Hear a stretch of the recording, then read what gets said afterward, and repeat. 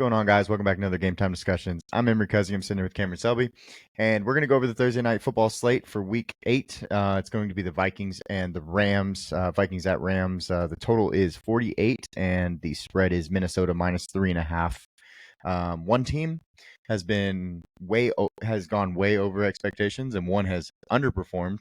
So large part due to injuries, but I mean, at the end of the day, 2-4 is 2-4. They're 1-4 in the conference. They have a hill to climb, but it is fortunately they're in one of the few divisions that is completely wide open in that conference. So it'll be exciting. It's a crucial game for the Rams at home, short week, and Minnesota coming off their first loss. Almost were 6-0, but fell just short to the Lions at the last second. So it'll be a fun one. Yep. Looking up at the screen now. Let me grab the game. Go to the lobby. We've been talking about this game, but is there any weather issues? I haven't looked into that. Well, they're in the Rams, so it's closed dome. Oh, fair. So all good to go there. Should be an offensive friendly environment. There's not a ton of high totals. There's not a single one above 50 this entire weekend, and this is a week where we're taking a break from the buys. Mm-hmm. All 32 games are playing 16 games, but 13 on the main slate. But obviously, this is the Thursday night one. We'll be talking about the main on a future episode. But this one should be a fun one. The pricing is kind of foreign to what we've seen over the last few weeks. We've seen multiple slates where there's one, maybe two guys above 10,000. Right. Well, on this slate, there's three guys above 11,000. So big differences. Five spin ups and a minimum price is back in play again, especially being a high total. And then there's a couple of options to download that we could look at. And again, even if you get a goose egg, if you're spinning up to get two or even three of those guys, yeah, exactly. That's the style of build that is open and I'm interested in doing on this slate. Well, let's talk about this slate and look at these guys. Let's look at the pass catchers first. Justin Jefferson is definitely in play. He will be in most of our lineups. Let's look at these guys. Whereas TJ is not completely out. It does say out. Mm-hmm. He is still trending. I actually haven't. They haven't decided. He's practice limited each of the first 2 days, which they're basically walkthroughs on short weeks, anyways. But he was close last week, and I believe because of it being a short week, he ended up being ruled out. Similar thing with Cooper Kupp. Obviously, less significant injury there, but TJ apparently is running faster and stronger, and a lot of hype behind it. And tight end is one of those positions where I'm not as concerned about an ACL immediately coming back. Right. Obviously, his play or his snap counts are not going to be close to where they will be towards the end of the season or where he is when he's fully healthy. But, being a tight end, being 5,200, there's not a ton you have to do to get returning value on a slate like this. And so it'll be very interesting to see if he is active, what his ownership will be, how many people are willing to take a chance on him, especially when he's around the dreaded kicker area where kickers have been kicking everyone's ass on showdown slates like these so far this year. Yeah, I was looking at on Yahoo, it looks like he was a limited participant today also, and then he is on his 21-day practice window. He remains open until Friday. So I'm sure they'll activate him at least on Friday. If they don't play him in this game, he'll be activated Friday, so he can play in the next game against, I don't remember who they're playing after that. So they're playing Indy. Indy. Yeah. So he's an interesting story. We'll have to keep look for updates on him. If he is playing, we're gonna do this slate as if he's out. Mm-hmm. But if he is in, things will change, of course, kind of like last week. And you'll have to see us in the Discord if it has changed. Yeah, and again, with all this slate, with all the prices that we see, I expect nobody really to be north of 75% owned, which is very fun on a showdown slate because you don't want chalky 90%ers. Right. Like we saw with Alvin Kamara, which we didn't love the matchup, but you kind of had to force him in because he's the only guy and everybody else was just way too cheap. And we had 1,500 plus remainder on each line. All of our lines cash in spite of him sucking.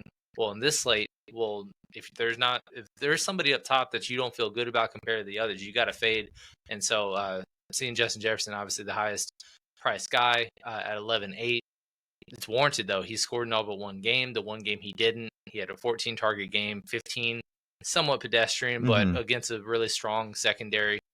He's just been as advertised as being one of the best receivers in football. Sam Darnold has not slowed him down the slightest, and I expect more of the same against the Rams. Right. And then going over to Jordan Addison, he is the number 2 on this offense. He had 66 yards last week.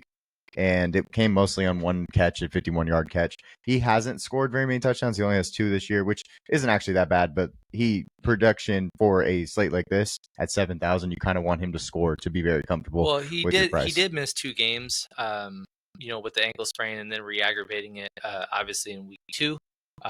Week 1. So he missed weeks 2 and 3. But what's interesting is, obviously there's a bunch of plays 9,000 and above. Mm-hmm. Then there's the drop $2,000 to him, and then he's kind of by himself with Jalen Naylor as the only 2 guys between 9,000 and 5,400, which are where the kickers come out to play. So basically, the wide receiver 2 and 3 for Minnesota, both of them are solid tournament plays, but because I expect people to go very high or very low, right, I think this area is kind of going to be overlooked a little bit. So a Jalen Naylor who has not had a ton of targets, but he kind of salvaged a little bit towards the end of the game, and then Jordan Addison, he has not produced, and so people like to look at recency bias and what have you done for me lately.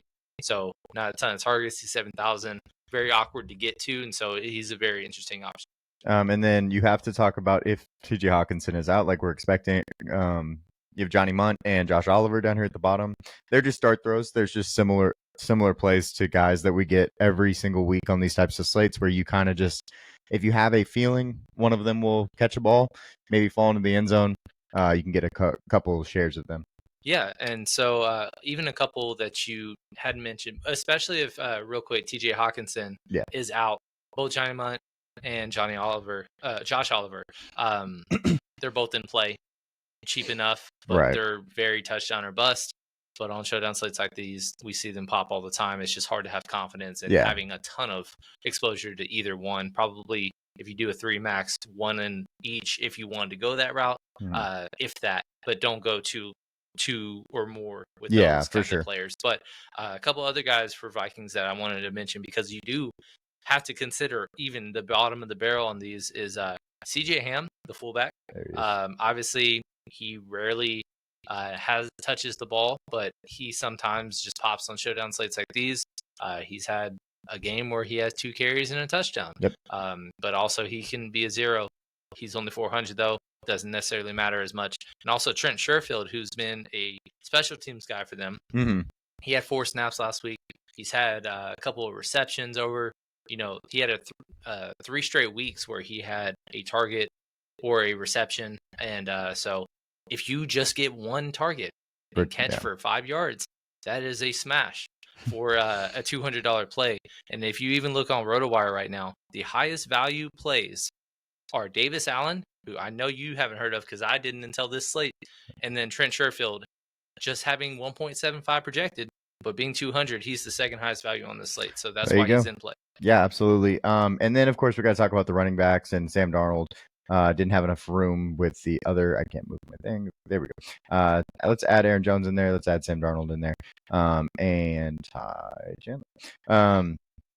Let's talk Sam Darnold. He's been extremely good. He's top 5, I believe, in MVP voting because he is bringing this team along. They have 1 loss to the best team in football, as we believe it. And they looked really good last week, coming for a bounce back. I mean, Sam Darnold has been better than advertised, to say the least. Yeah, and it was unfortunate because he was somebody we heavily targeted last week as a stack or even double. But we mostly singled him with Justin Jefferson. But the first time they get the ball back, they stuff on 4th down. Second play, 33-yard touchdown run to Aaron Jones. And it's like, oh, that's not a good start. And then they're up 10-0. And then later on, it's starting to get in a rhythm. Then there's a defensive touchdown. And we're like, oh, no, he's not going to have much opportunity to get that bonus or what have you, because he started cooking towards the end. And he just ends up with 1 touchdown. And somehow it's still in the $1 million line. Yeah. With a single stack with Justin Jefferson. And then double bring back with Gibbs and Amon-Ra, who both popped off for over 30. So he's been excellent. And being 9,400, this is not a slate where you can fade quarterbacks, both of them at least. And if you are going to play one versus the other, because he not only has a rushing upside, he has just been more consistent. Sam Darnold is probably the preference between the 2. And I know we'll get into a debate about the quarterbacks in a little bit, but let's talk about Aaron Jones, who I think is going to be great. Incredible. Yeah, he's been great. And I believe he was limited snapshot. He left the game with the hip injury. Oh, that's right, yeah. Yeah, and that was the London game, and but comes right back first game. They obviously it was a bye, so he might have missed if they did play the following week, but he looked well rested. He got his normal workload of 17 touches, over 100 yards, touchdown, 20 points against a good Detroit run defense. So he's definitely in play against the Rams, and being under 10,000 is somewhat of a bargain compared to everybody else that is up top above him. Right. And then Ty Chandler, just his backup, did come in against the Jets, had 14 rushing attempts, but as you can tell, the efficiency is not there for the last 4 games. 1.9, 1 point. Goodness gracious, this is awful. Efficiency is not there. The game 5 was kind of an outlier because of Aaron Jones going down, so he's really not even much in the player pool. Right. But it just kind of, you never know Mhm. on sites like these. For sure. But yeah, let's jump over to the other side of the ball and look at the Rams, who are at home in LA. Like you said earlier, they have a dome, which will be nice. Put Cooper Kupp in there. Yeah, this is a very interesting one to talk about, just because it matters if and when Cooper Kupp plays. He was really close this past week. He ended up getting ruled out, and it was more of the same with this receiver by committee. And Jordan Whittington, who have been the best of the last 2 weeks, basically didn't play at all. Complete and dead. It went back to Tyler Johnson, who had a couple of start games towards the beginning of the season where he had some nice targets, and nobody played him. Right. But Tutu Atwell, on the other hand, another double-digit game. We'll talk about him and how much of a play he is, but all of these guys are priced way down low. And so going against the Minnesota secondary, who has not been good against receivers, they're dead last, 32nd against receivers, or 30th rather. They're just able to be a pass funnel and put up receiving production. And basically it's Cooper Kupp, and then everything else is below 5,000. So if Cooper Kupp does play, I'm not afraid to play him. Right. But just, you're going to have to get multiple exposure to these guys. But it's going to be uncomfortable, especially if everybody's active. Mm-hmm. Not to have confidence with a single one, just kind of riding with the hot hand in Tutu, or maybe Jordan Whittington, after having no targets, all of a sudden now he's going to have 7 targets, be second on the team, and be optimal. Yep. The guys that we're going to have to talk about ownership and how we're going to disperse it between these guys, because obviously this is actually the value where you can figure out which Rams receiver gives you the value to really take down the slate. We have, of course, some leans. We'll talk about those, but just looking at everybody's kind of around the same 6.5, 6.4.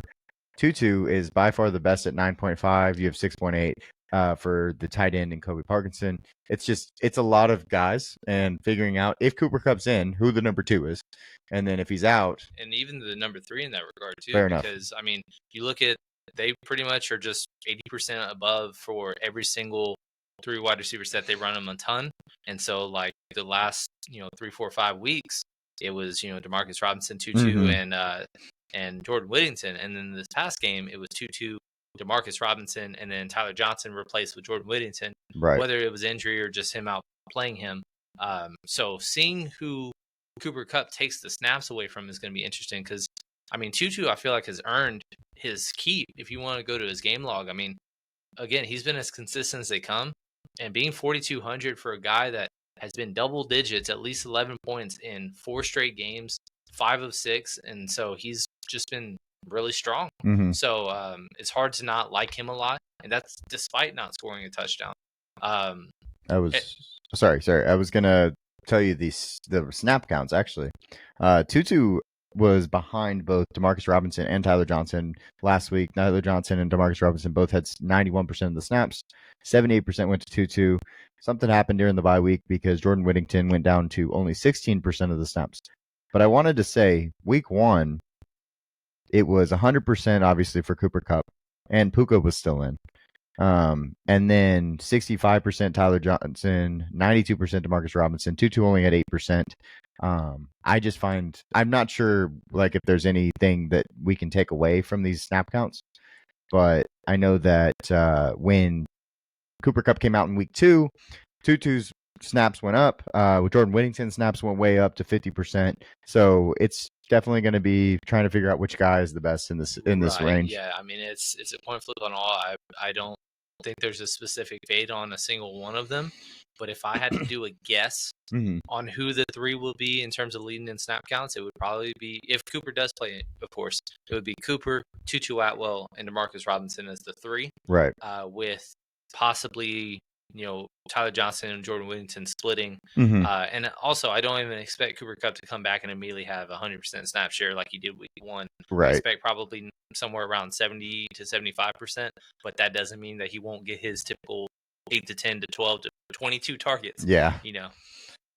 So yeah, let's talk some game script though. We are on different sides of this game, and you're going to be on the public side. I am, yes. Yeah. I'm actually picking the upset in this game. The Rams need it more. They're at home. I just feel like there's a lot of things cooking right for them to get people back. They're starting to get a little healthy again. And again, they need this win way more than a Minnesota team who has just set themselves up really well. Even though they're in a tough division and everybody is just right there, the worst team in the division right now, record-wise, is 4-2, and that's just because they went on bye last week. So, it's going to be a tough battle, but I just think that I just have good vibes about the Rams pulling it out. Again, if Cooper Kupp does not play, that might change my opinion on things. But I expect to be a lone wolf going to this game. But I just feel like this is a good spot for them to be a home dog and come through. So how I looked at it was, so you had it 24-20 for the Rams, and I had it 27-17. So we had the same point value, both going for 44. But my biggest thing was, I think you're 1 week early on that same prediction, because I think getting this extra 3 days and then 2 Sunday next week, 10-day rest before playing Indy, I think that's when the Rams take off. I don't know that I'm ready to say that they can take off against Minnesota, because Minnesota's defense has been so good. They've just been so put together, capable of playing with teams like Detroit. I think the Rams need 1 more week, but it could be this week, because I do think, like you said, they're trending in the correct direction. So if this is the week that they get on the right foot, that's fine too. So yeah, it's kind of like something similar to what I said about the Cardinals on our Sunday Live, where I was the lone wolf picking them at home as a home dog against the Chargers. Right. Didn't feel great about it. Couldn't really give context of things other than just saying, hey, they have 2 really tough games the next 2 weeks. I think they win 1. I'm going to just pick the one that they are playing at home. Yeah. And it ended up working out at the very last second, of course. And so the Rams, kind of like you said, they have 2 tough games the next 2, where they go to Minnesota, or I'm sorry, they're home against Minnesota, and then they got a 10-day break, obviously, and then on the road against Seattle. So I'm saying they're going to win one of these 2. I'm going to just pick the one that they're at home. That's just kind of the way I went about it. Sure. Not a ton of confidence, but that's just something that I'm going to be different than the field, and probably that'll get me a little more different in my lines as well. Yeah, absolutely. So let's talk about our must plays. We basically probably have the same must plays. You put one down. He's a guy that we have to have, but I also then tried to put somebody else that I thought we could have. Yeah, so obviously Justin Jefferson is the guy I'm talking about. I mean, 11-8, he's the safest guy. He's going to have all the volume. It's a good matchup, all that stuff. And, if I'm saying that they're going to be playing from behind, that's just more work. I don't know what the hell happened to where he doesn't get another reception after the 10-minute mark in the third quarter. But he definitely hooked us with one of our favorite props of the week. Otherwise, we would have had a 4-0 week.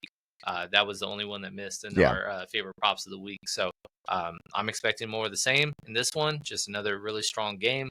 And I don't see a way that he's really not optimal unless, some bad juju happens. Yep, I completely agree with you. I think Justin Jefferson being one of the best football players in the National Football League, and you just kind of have to have him on a slate like this where he can do what he can do with 6 receptions is insane. So next for me, I picked Kyren Williams.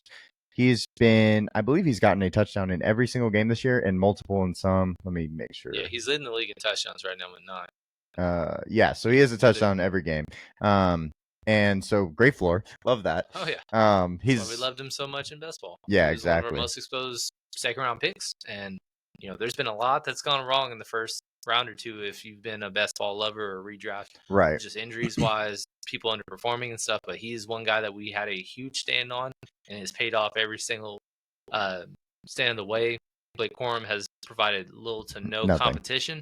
which is what we expected, which everybody told you not to.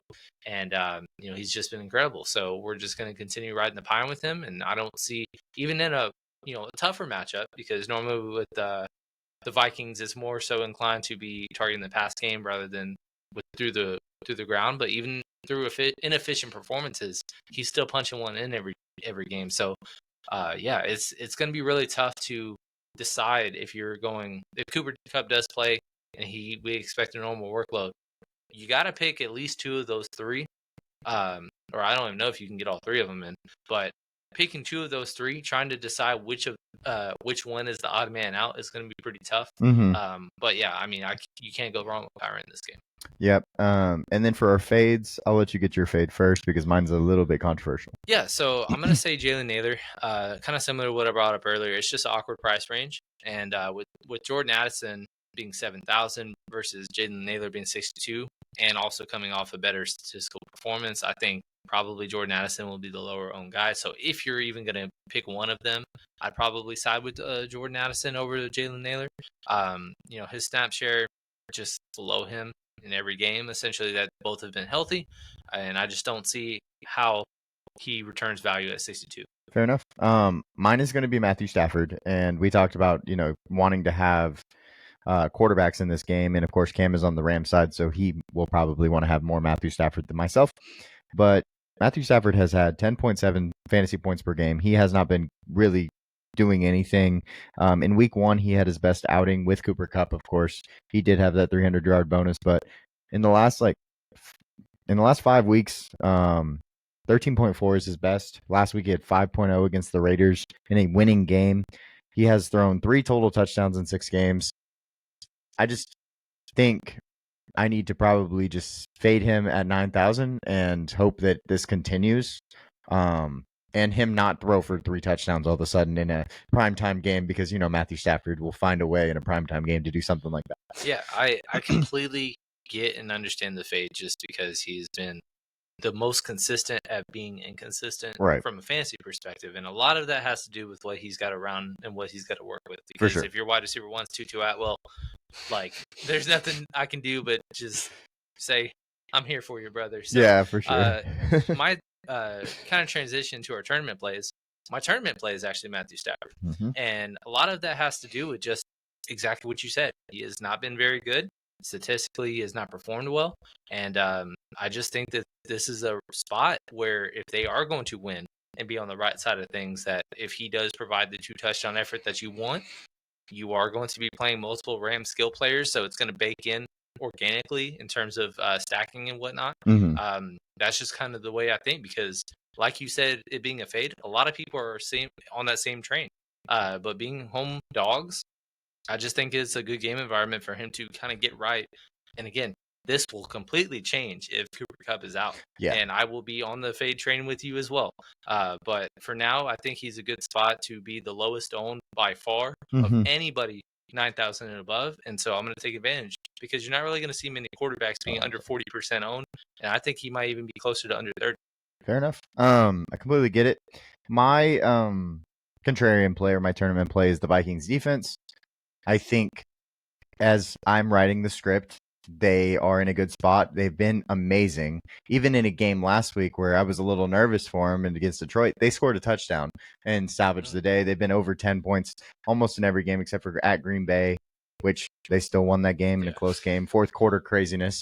So it's been incredible. Yeah, they've been awesome. And their salary's gone up to 4,800, but if you look, then they hadn't had that, of course. But I'm ready to get on the train and run with them, and hopefully they can help me win $1 million. Yeah, they're the perfect team to just continuously put up defensive statistics for you, and that's kind of what you need with defenses, because there are certain defenses that are good, like a Cleveland, for example, but one, they trail a lot. Obviously, there's a reason they're 1-6, but then also they just haven't gotten the turnovers this year like they were accustomed to doing last year, and so that's a big difference from a fantasy perspective when you're looking for, big boom games. I also will mention, if you wanted to click on Will Richard, their kicker. Look at his game log because he's 54 or 81 as a captain. Oh, sorry. Let me take that off so it doesn't show that. There we go. Yeah. So looking at his game log, he's just as good. Yep. And again, kickers are viable on showdowns, but 4 of his last 5 has gone over 11. He has back-to-back games with 15 at least. So it's just like he's also in the same range. And in a game environment, if you think Minnesota's live for multiple field goals, or even either team, obviously.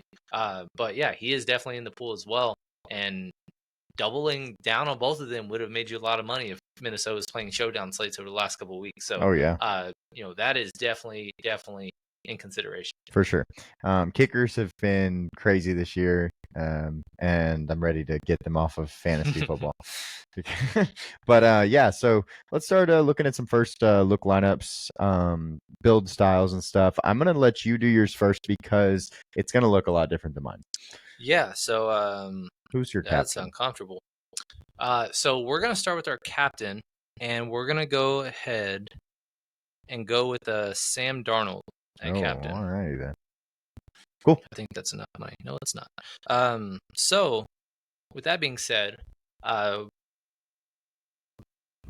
just put him in for now. So we're gonna go ahead and go with a build that has him, Justin Jefferson, and I'm gonna put in Trent Sherfield at minimum price because I'm trying to afford as much as I can. Fair enough. Kyron. All right, and then on top of that, I'm gonna put in, and this is a weird, like, oh, you're really going to. This is a lineup that if I am fading the Rams, I'm going with the Vikings hype, and I'm building something like a similar to a 5-1 build. I just think this is a good spot. So, pairing pass catchers. Also, we're going to put in Jordan Addison, who I mentioned. And then we're going to round it up, obviously, with Will Richard, the kicker. We're 54, right? Yeah. Okay. And then top it off, you can pick either one. I'm going to put in Kyron for now. But yeah, that's a similar build. And if you are going to go all the way down, getting as many offensive friendly weapons as you can is kind of the way to go. Definitely a weird look based on my game script. But that's just kind of one of the things that stuck out to me. Yeah, no, I think it makes a lot of sense in how you built it. If you are going to be on the Minnesota side, what I will say is with this build, not getting to the middle priced Rams is going to kind of scares me because I think one of them will be optimal, and I just don't know which one. But no, I totally agree, and I just wanted with my first look, I wanted to find the best type of build with the 200, and so that's kind of what I was trying to play around with, and did a little on the fly because I was trying to fit in Matthew Stafford and it ended up not working out. So just trying to make it fit. This fits pretty well, and I don't think it'll be heavily duped because I don't think many people typically do the 200 route. And right. Even though Trent Sherfield has had 4 snaps last game and he's a kick returner, nobody has any kind of inkling that he is going to play well or have anything whatsoever. So I don't think it'll be a dupe line. It's very safe, in my opinion. Though. Yeah, it gets all the guys I think you want, except for my captain, who is going to be Aaron Jones. I want to go up to Justin Jefferson and Kyron, and we'll talk about that line in a second. But I want to put at cap, but it messes up the money a little bit. And I think being a little different on this slate is good. I'm going to go get the Vikings defense, who was my contrarian play. I thought because of how you told me, you're really high on Will Reichert, possibly putting him in there, but it doesn't leave me very much money, 2,400. So and this is definitely possible to get if I wanted to go with like Oliver or something like that, and go 5-1, but I'm not going to do that. What I'm going to do is I'm going to grab Tutu, and I'm going to have a big difference and go Johnny Munt. So are you playing with that with the feeling that TJ is going to miss this week? Yes. TJ is going to miss. I'm putting Johnny Munt in there as a placeholder kind of, because I think truly there's, with $800, you could also go with Tyler Johnson. You could go Ty Chandler. I don't really want to go Ty Chandler, but you go to Marcus Robinson. It's just, if you wanted to get another Ram in there, go 3-3, because I do think this could be a very close game. You could do that, but I went on the Johnny Munt side of it because he is going to hopefully get all the snaps. And I don't mind that. just worth noting with Josh Oliver and Johnny Munt, both of them, each of the last 5 games, have been above 50%. Both of them. Yep. So either really works, but it is worth pointing out Josh Oliver, if you went all the way down to him instead, I believe that's enough for you to flip your captain to JJ, which would be a fun way to do that as well. Yeah, I think it's $0 left over, right? Yeah, I think it's just enough. No. Oh, no, it's even more than that. So you still have 700 remainder. So it'll be a little bit remainder, not as duped, and so that'll be another fun one. And then if you prefer the kicker instead of the defense, you can afford that as well with this particular build. So the reason I didn't do that originally is because I didn't play Sam Darnold, and I wanted to get Aaron Jones with the like rushing upside. So it would have fit that way better. Yeah, I definitely don't recommend doing a no quarterback build if you're gonna do a receiver captain. Yeah, that's why originally I had the other way. But I could also just play Aaron Jones at cap and go all the way down to Josh Oliver. It wouldn't hurt me. I don't feel like it anyway. But either way, I did want to make a Ram at captain. Let's make a Ram line because your line was 5-1 Minnesota. Right. Mine was 4-1 or 4-2. So let's make a Ram line. I think, we're going to have to put in Kyron. Do you want to put him at captain or do you want to just wait on that? Let's see. In this scenario, are we doing it as if Cooper Kupp is playing? Let's do one of each. Let's do this one as if he's playing. Yeah, because I wanted to do one of each. So let's pretend he is playing. Okay. With the captain, I think if you're going to go a Ram, I think you might have to go all the way down. I don't even know if I would love a Matthew Stafford captain line compared to doing, for example, put in Tutu. Go back up. And let's get freaky. Okay. So put in JJ. Obviously, I don't know if I can even do a single line without him. Is this possible? Yeah. Okay. But there's just going to be no quarterback. Or you just go all the way down. Oh well, yeah. You could always just do this, put everybody in, and then go all the way to the bottom and put whoever CJ Ham or whoever you think. CJ Ham. But let's not put Stafford in. We might have to actually because of all the Rams. Let's do this. In this build, I want to play without Kyron. Yep. Perfect. So then we put Stafford. Put in both quarterbacks. Okay. Now we have 25, which is... That was as much as I thought I'd have. I mean, you go Josh Oliver. Be 3-3. I like 3-3s on this slate. Let's see. What if we have to play Cooper Kupp if he's in, right? If we're playing a Rams line. I don't know if there's a way, if Cooper Kupp is in, to fade both Kyron and Cooper Kupp. Right. I think in a Rams line, you have to play Cooper Kupp if you're playing like for the Rams to win, unless you wanted to put Kyron at cap and then not play Cooper Kupp that way, I think. Right. I can take Sam Darnold out, and let's play a kicker. Is his name Cardi? And then 6,900 is 100 short of Jordan Addison. Fun number, but no fun players. No, I don't want to play Jalen Naylor. Let's Decisions. Do something. Okay. Let's do something big and just do this. Because all the way cap. Yeah, let's just see what happens money wise. Because I know 4,200 will fit. We can play the middle game here and play like the kicker, and then go down. What is that? 3,500, which is enough for Tyler Johnson. Yeah, if we wanted to play 3 Rams receivers. Yeah. Let's just go with that. I mean, obviously we're going to have to play around, and a lot of this is just if then, because not only we're waiting on Cooper Kupp news, we're also waiting on TJ Hawkinson news. So right. That's going to change a lot of things, because if they are both playing, I'm not going to be fading fully either player. No, yeah, you have to play TJ, right? 5,200 is just so cheap for what will end up being the number 2 or number 3 on the team. Okay, let's go look at it without Cooper Kupp. Cooper Kupp is currently out, everybody, which means Kyron is going in. Now what? Okay, so I think go back to an Aaron Jones captain. Okay, I like it. I don't know if I have enough money for this, but put it in Sam Darnold. Ooh, okay. Rams line with Sam Darnold. No, I don't. What were you looking for? Well, I was looking to go a minimum price and then go in all the way up to another Ram receiver. I see. Well, yeah, you can't do it. Close. Oh, well, you could, I guess. You could go to Marcus Robinson. But if we think the Rams are going to win, I don't think this is a line built to that because you're going Yeah. to go. So what about Kyron at cap? It's going to be more expensive, but I think I want a Kyron at cap line anyways Okay. because he's been so Well, good. we're not going to be able to afford Aaron Jones in this build. No, So leave Sam that'll kind of Darnold. make things a little bit more relief. Mhm. I think Tutu is just hard. If we're doing the Cooper Cup's not playing, hard to avoid him at Fair enough. 42. And then, last guy in, it could be something similar to, what you were saying about the two tight ends.